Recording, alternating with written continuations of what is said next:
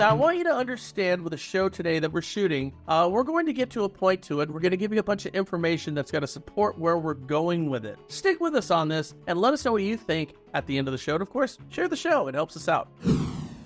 Now, according to survey results released by Veteran United Home Loans, it shows that 60% of prospective buyers are taking the election into account before they're going to buy a house. 38% are pausing their search until after election day. Now, when people take these polls, I just got to kind of ask myself, how much thought are they actually putting into their answers? I'm just calling them out of the blue. Yes, no, it's easy to say, not a lot of thought. Nevertheless, I think it's shocking, isn't it, that 25% of civilians plan to buy in the next 6 months, while 40% of veterans plan to buy in the next month. Do you have the heart to tell all these veterans that they're not going to be able to afford a house at these prices on their salaries? It's really sad, isn't it? It's maddening, but here's where we are. When asked if they feel better about their finances compared to 1 year ago, 63% of veterans and 59% of civilians said yes. Each of these numbers are higher than a year ago. Here's our point. If prices come down, as I outlined on yesterday's show and on a Facebook Live I did yesterday,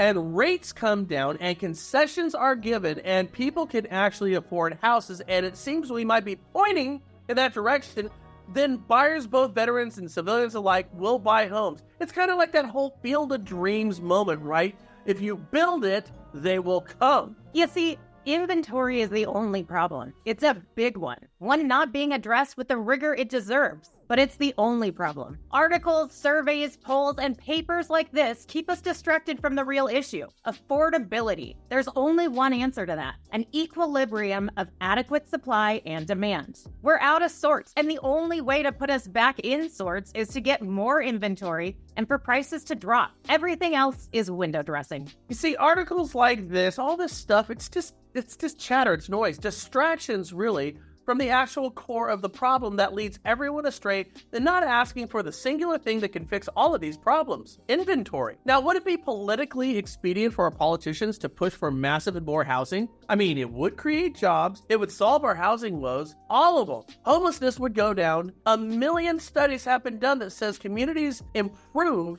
with home ownership. So you'd think, yeah, politicians would be on board, but it's not the case. It's not what their handlers want. Think about this for a couple of seconds. We are nearly, right now in our country, wholly owned by BlackRock, Vanguard, and State Streets. That's the truth. Everything we do. See all the products they own when you go to a grocery store. They own everything. They own the media, and they are looking at housing. Now, you see, here lies the problem. If they build a bunch of homes like they need to do, the existing base of homeowners would lose value, lose equity, and they don't want that. Builders don't want that. Currently, homeowners don't want that, and the BlackRocks and the Vanguards and the State Streets of the world, they don't want it, and they control our politicians. And if the solution was, in fact, implemented, I can already see the headlines: Americans losing trillions of dollars in wealth right now. And not homeownership rates are going up by 14%. Now, which headline is going to get you reelected, and which one is going to get you kicked out of office and kicked out of the lobbying inner circle where all of that money is? Is this crazy thinking? It very well might be, but look at the results. They support my hypothesis. Riddle me this, people. If we're wrong, then why are we not and have never pushed towards the only solution to the housing problem that we've had for the last 6 decades? Of course, this is where you come in. If you're one of the remaining loan officers or realtors, or better, if you're one of the remaining brokers of either profession, your next and all subsequent communications with your staff should be for them to use these talking points in their marketing. And yes, we say marketing because this message has actual and effective crossover that can help your business.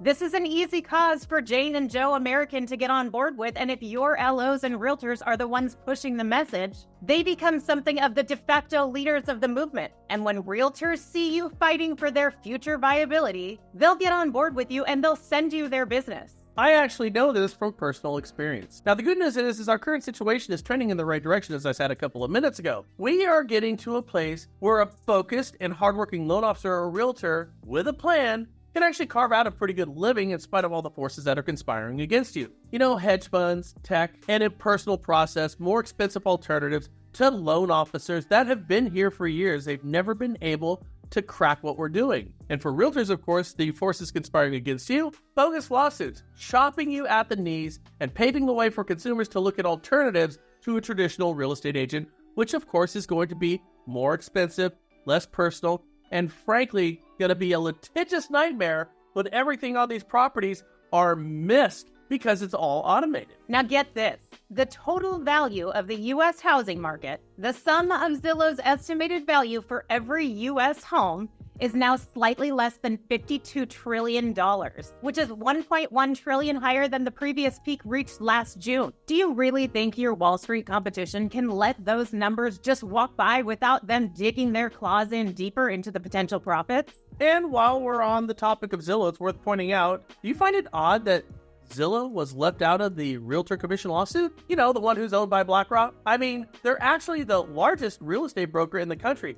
They're a member of your board, and I don't even know where you live. Remember your state and national association sending you emails telling you to not disparage other brokers. You know, the ones like Zillow, which you weren't. You were just talking the truth about them. They are brokers all across the country, and they have the most money to pay, yet nowhere to be found in any of these lawsuits. Don't you find that odd? Is it a coincidence? I guess maybe it is, but I'm thinking, well, where there's smoke, there's generally fire. The thinking is this. In spite of our fleecing, we still have overwhelming numbers to beat the forces that conspire against us. It's whether we organize. Infighting, bickering, and associations have certainly not been the solution, rather more a part of the problem. That's why we appeal to you, the owner broker. It's your turn to carry the torch and represent our industry. You have the numbers. You have the money. And you should recognize that you have the motive to do the right thing right now. I'm not saying drop what you're doing.